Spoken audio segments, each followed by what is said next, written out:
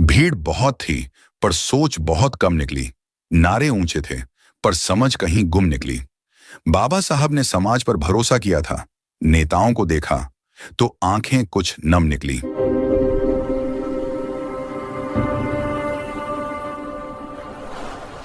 दोस्तों, जय भीम। स्वागत है आपका हमारे इस चैनल पर, जहां हम डॉक्टर भीमराव आम्बेडकर के विचारों को बहुत ही सरल और साफ शब्दों में समझने की कोशिश करते हैं। आज का विषय ऐसा है जो आपको चौंका सकता है और सोचने पर मजबूर कर सकता है। आज हम इस वीडियो में 5 ऐसे कारणों पर बात करने वाले हैं जिनकी वजह से बाबा साहब बहुजन समाज से तो गहरा प्रेम करते थे, लेकिन बहुजन नेतृत्व पर पूरा भरोसा नहीं करते थे। वीडियो में आगे बढ़ने से पहले हम आपसे एक छोटी सी गुजारिश करना चाहते हैं। अगर आप इस चैनल पर पहली बार आए हैं तो कृपया चैनल को सब्सक्राइब कर लीजिए, और अगर आपने पहले से सब्सक्राइब कर रखा है तो कमेंट में जरूर बताइए कि आप ये वीडियो किस जगह से देख रहे हैं।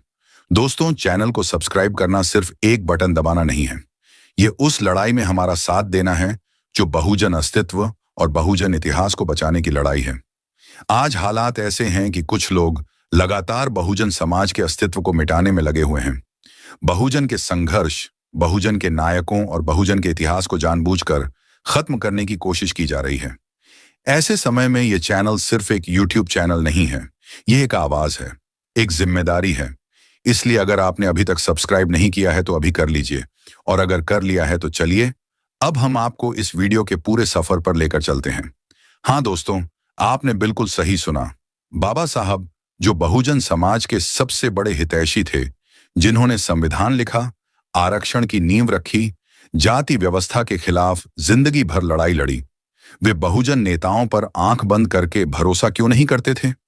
ये बात सुनकर शुरुआत में अजीब लग सकती है। आखिर बाबा साहब तो बहुजन समाज के मसीहा थे। फिर ऐसा क्या था जो उन्हें बार बार सावधान करता रहा? कौन सी कमजोरियां उन्होंने बहुजन नेतृत्व में देखी? और सबसे जरूरी सवाल, बाबा साहब का असली विचार क्या था? क्या वे बहुजन समाज को कमजोर मानते थे? नहीं दोस्तों, बिल्कुल नहीं।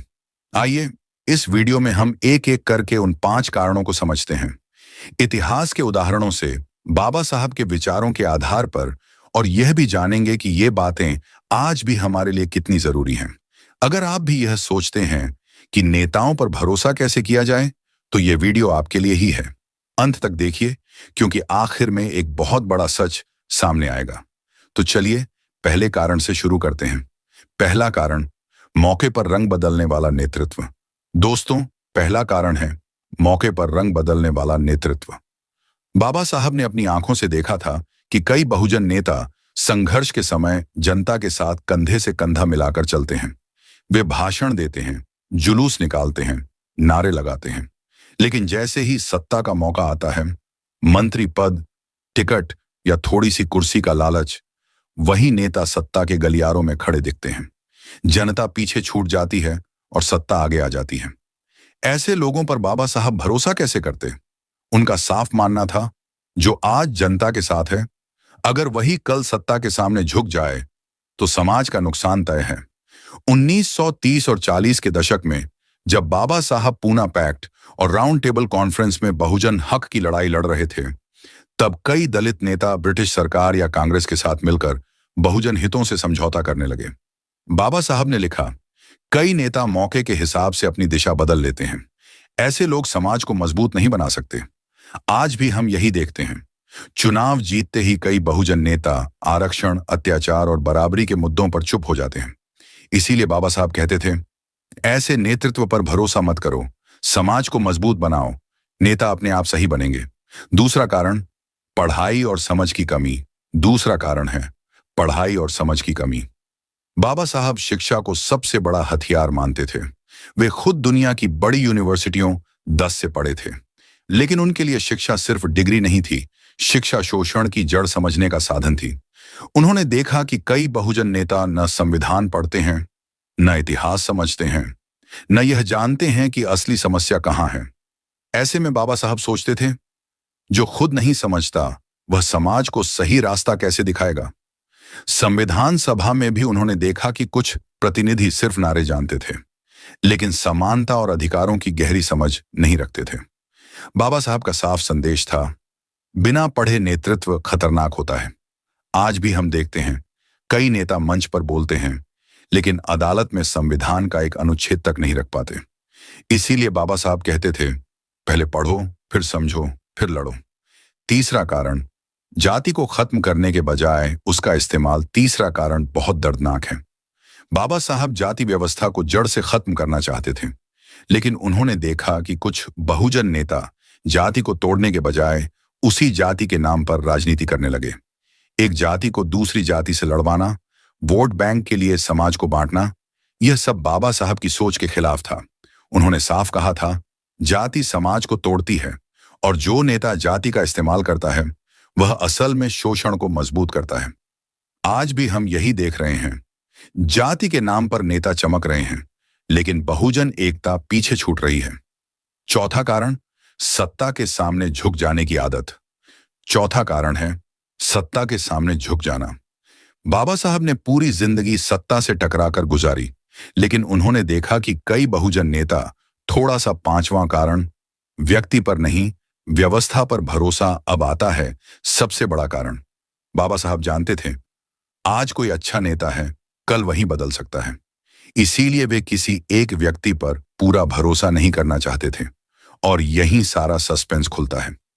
बाबा साहब ने बहुजन समाज पर भरोसा किया, लेकिन नेतृत्व पर आंख बंद करके भरोसा नहीं किया। इसीलिए उन्होंने संविधान दिया, शिक्षा का रास्ता दिया, कानून और अधिकार दिए। उनका संदेश साफ था, नेता बदल सकते हैं, लेकिन अगर संविधान मजबूत है तो समाज सुरक्षित रहेगा। अंत में सवाल आपसे दोस्तों, अब सवाल हम सब से है, क्या हम आज भी सिर्फ चेहरों के पीछे चल रहे हैं, या उस सोच को अपना रहे हैं जो बाबा साहब हमें देना चाहते थे? अगर हम पढ़े लिखे, संगठित और संविधान के प्रति जागरूक होंगे तो कोई भी ताकत हमें दबा नहीं सकेगी। बाबा साहब के इस विचार से आज के समाज को यह सीखने को मिलता है कि सबसे पहली बात, समाज को किसी एक नेता के भरोसे नहीं बैठना चाहिए। नेता आते जाते रहते हैं, लेकिन समाज हमेशा रहता है। अगर समाज खुद समझदार होगा तो कोई भी नेता उसे धोखा नहीं दे पाएगा। दूसरी बात, जो आदमी खुद पढ़ा लिखा नहीं है, जो संविधान नहीं जानता, उसके पीछे आंख बंद करके नहीं चलना चाहिए। बड़े भाषण देने से कोई बड़ा नेता नहीं बन जाता। नेता वही अच्छा होता है जो बात को समझता हो और सही बात बोलने की हिम्मत रखता हो। तीसरी बात, जो लोग जाति के नाम पर समाज को बांटते हैं वे कभी समाज का भला नहीं कर सकते। बाबा साहेब जाति खत्म करना चाहते थे, लेकिन आज कई लोग जाति बेचकर राजनीति कर रहे हैं। ऐसे लोगों से समाज को सावधान रहना चाहिए।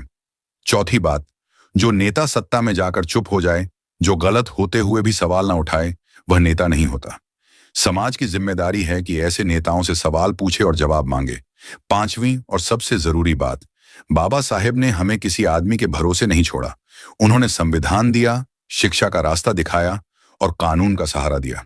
इसका मतलब साफ है, व्यक्ति बदल सकता है, लेकिन अगर व्यवस्था मजबूत है तो समाज सुरक्षित रहता है। आज के समाज के लिए यही असली सीख है। खुद पढ़ो, खुद समझो, एकजुट रहो और संविधान को पकड़े रखो। यही बाबा साहेब की असली सोच थी। दोस्तों, आज हमने जो बात समझी वह किसी एक नेता के खिलाफ नहीं थी। यह बात हमारे भविष्य से जुड़ी थी। बाबा साहेब हमें यही सिखाते हैं कि नेता से उम्मीद रखो, लेकिन अपनी जिम्मेदारी किसी और को मत सौंपो। अगर समाज सोया रहेगा तो हर नेता गलत निकलेगा, और अगर समाज जागा रहेगा तो गलत नेता टिक नहीं पाएगा। आज सवाल यह नहीं है कि नेता कौन है, आज सवाल यह है कि हम खुद कितने जागरूक हैं। अगर आप चाहते हैं कि आपके बच्चे डर के बिना पढ़ें, अगर आप चाहते हैं कि संविधान सुरक्षित रहे, अगर आप चाहते हैं कि बहुजन समाज फिर कभी धोखा न खाए, तो इस सोच को आगे बढ़ाना होगा। ये वीडियो यहीं खत्म नहीं होता, ये सोच यहीं से शुरू होती है। अगर ये वीडियो आपके मन में सवाल छोड़ गया है, अगर आपको लगा कि यह बात हर बहुजन तक पहुंचना चाहिए, तो इस वीडियो को अभी शेयर कीजिए। अपने दोस्त, अपने परिवार, अपने व्हाट्सएप ग्रुप तक पहुंचाइए। और अगर आप चाहते हैं ऐसी ही सच्ची, साफ और जमीन से जुड़ी बातें हर बार सबसे पहले, तो अभी इसी वक्त इस चैनल से जुड़ जाइए, सब्सक्राइब कीजिए और उस घंटी को जरूर दबाइए, क्योंकि यह चैनल न किसी नेता का है, न किसी पार्टी का। यह चैनल सोच का है, संविधान का है और बाबा साहेब के रास्ते पर चलने वालों का है। अभी के लिए हमें विदा दीजिए। मिलेंगे बहुत जल्द बाबा साहेब के एक और विचार के साथ, एक और नए मार्गदर्शन के साथ। तब तक के लिए हमारे साथ बने रहिए, देखते रहिए आधुनिक अम्बेडकरवादी। और हाँ, अपना विचार हमें कमेंट में जरूर साझा कीजिए, क्योंकि आपकी सोच इस संवाद को आगे बढ़ाती है। जय भीम।